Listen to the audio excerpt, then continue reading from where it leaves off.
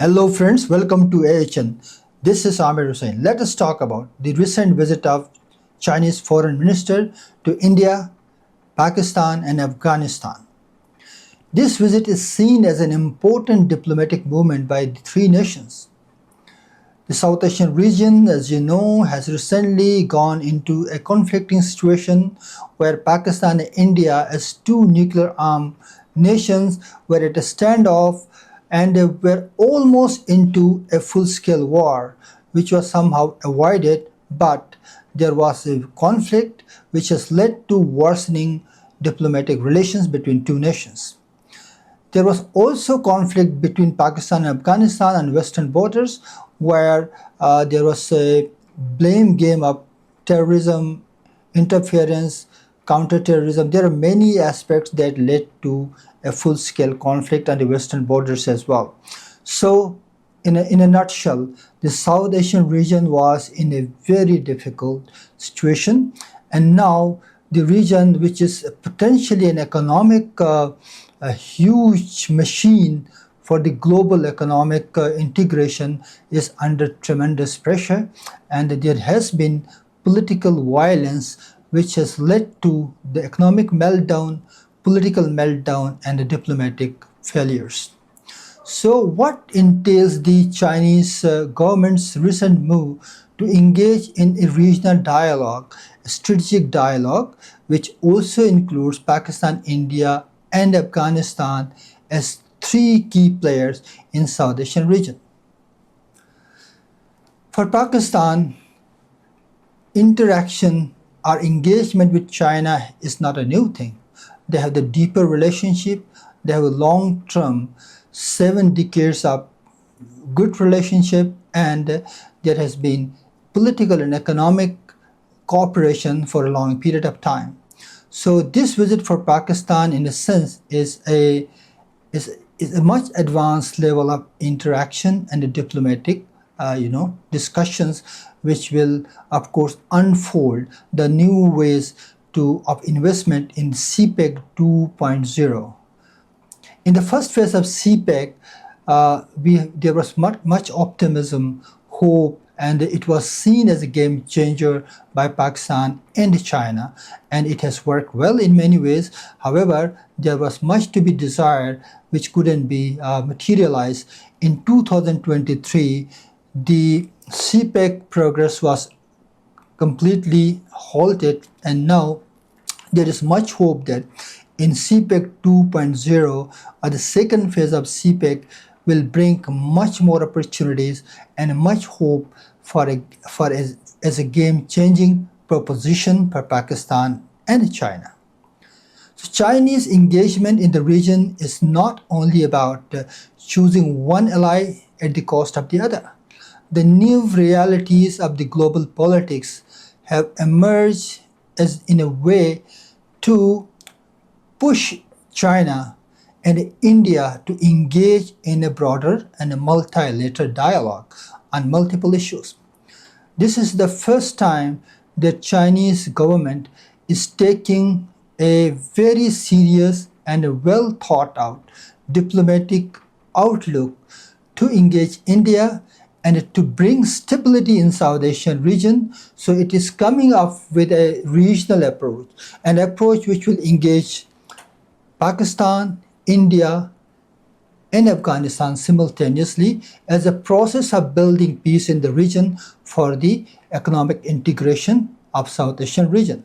So if you look at Pakistan side, Pakistan does not have any problem. Pakistan would always like to see more inclusive development, would like to see more investment, it would like to see investment in strategic areas, and Pakistan would like to see the more reliance on its immediate neighborhood rather than looking at the Western powers. Of course, there is always a difficult time, there has been difficult time to engage both China and the Western powers because there is a growing concern in the Western capitals about the increasing influence of China in South Asia and Southeast Asia and African region. So how to strike a balance between the Western powers, relationship between the West and the relationship with China is a real test of time for the political class and the diplomatic missions in Pakistan. However, we have seen that in recent 5 or 6 months, Pakistan has been managing it really well. Pakistan has improved its relationship with America, with the United States, with very good gestures coming in from the Trump administration.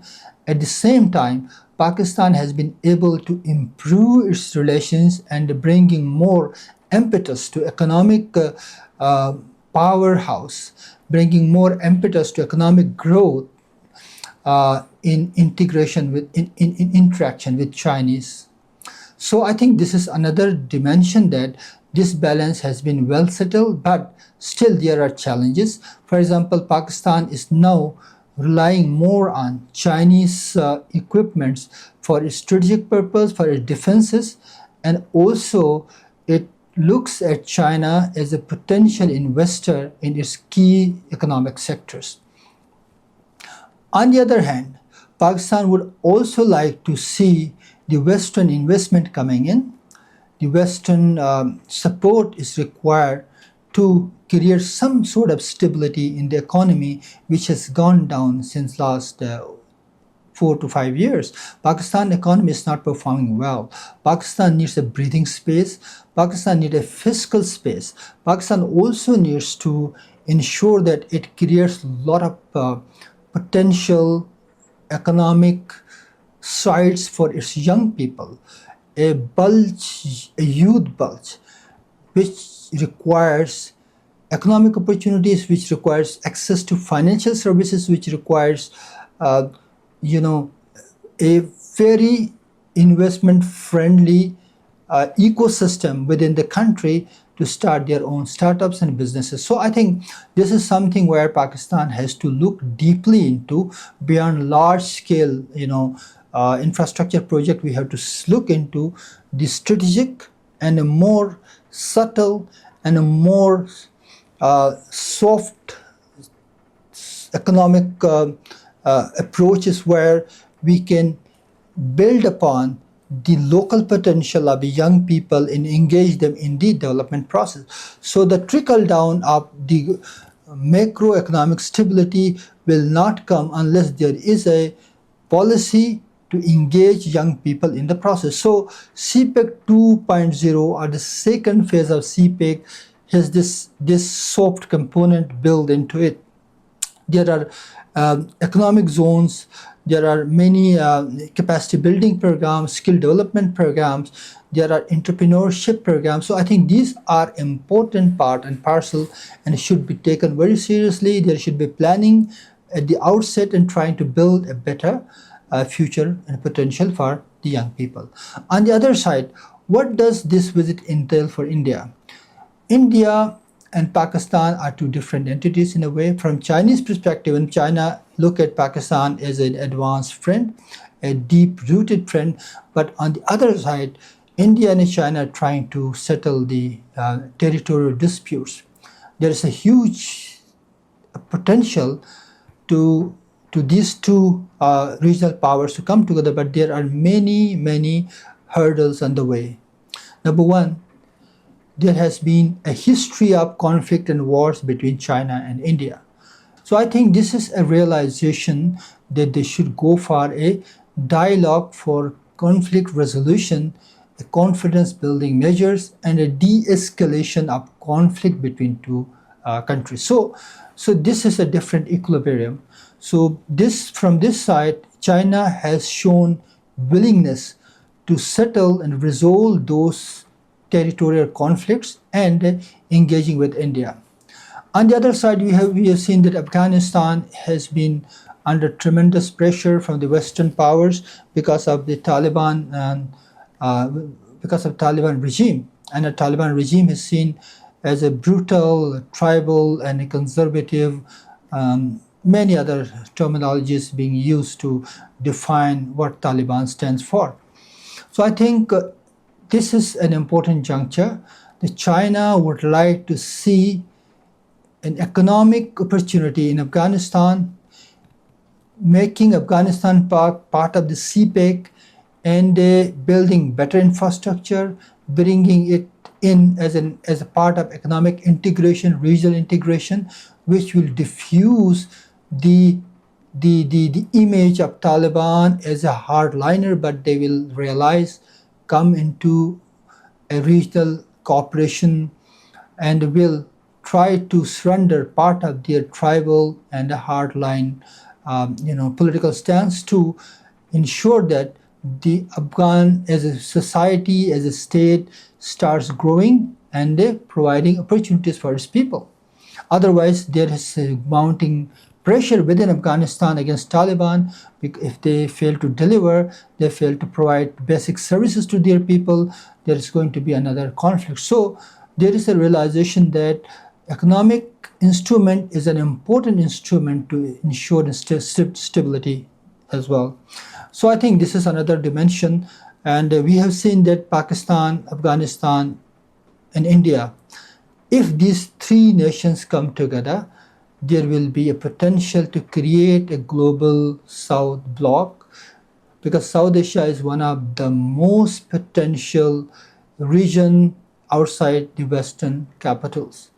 This region can be an important, can provide an important impetus for global economic growth and the growth of its own countries, and for the prosperity of the people.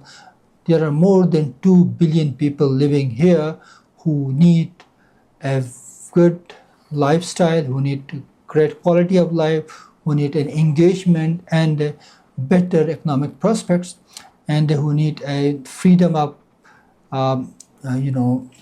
movement across the borders for economic viable future for the young people and for the coming generation of this region. So I think India and China, they are the key players, and they have to realize that without regional peace, the dream of global South to become the global leader cannot be realized, cannot be materialized. So China wants the global South to become a viable competitor of the Western bloc. And of course, there is a potential. China is the second largest economy, and its trajectory of growth has been unprecedented. So this is also true for India, because India is also a very important global player in terms of its economic might, but India needs a lot of things to be settled first.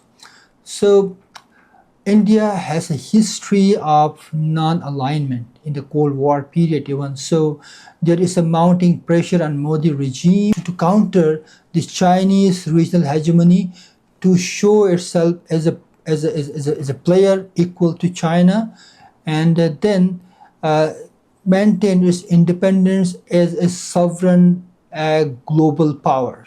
So I think there has to be some compromise coming from India, because India, in real sense, is not as powerful as China is. It's not a global power, though it is in South Asian region, India is a big player. But India has to show much political maturity and diplomatic maturity to play its role for a regional integration, for a regional South Asian bloc, a South-South cooperation, to create a grand regional powerhouse which will determine the future of global economy. So I think this realization has to come, though there's a pressure on Modi regime, the public pressure, because the Modi has always been preaching the Indian greatness and putting India against China as a potential rival. So I think this has to be changed now, because there are other realities that are coming in. For example, very recent time there is a conflict between India and Pakistan, and we've seen that Indian capacity is not up to the mark in terms of its fighting capacity, its strategic capacity, its capacity to engage diplomatically at the global level. So on the diplomatic front and strategic front, on both front, India has not been at the level where we can compare India with China. So I thought India has to accept this reality and become a important instrument for the regional stability and the regional integration. So I think these are some of the thoughts. I think South Asian people need a better future.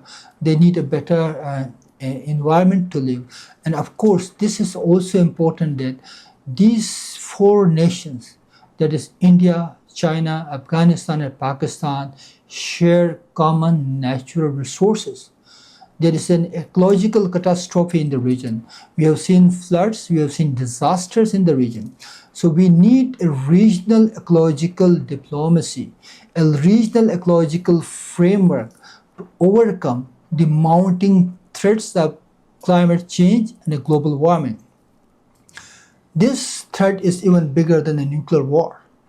More than 2 billion people are at the risk of being perished in an unfortunate nature in a series of unfortunate natural disasters. So I think this ecological sensitivity is another area to reflect upon for a safe future for the people of South Asian region. So we will talk about the next areas of engagement, the potential diplomatic engagement between Pakistan, India, China, and Afghanistan. For now, it is time to go. Thank you very much, and I wish you a good time. And I hope that you will like it and you will provide your comments and your insight and reflection to improve this series of program. Thank you very much. Take care.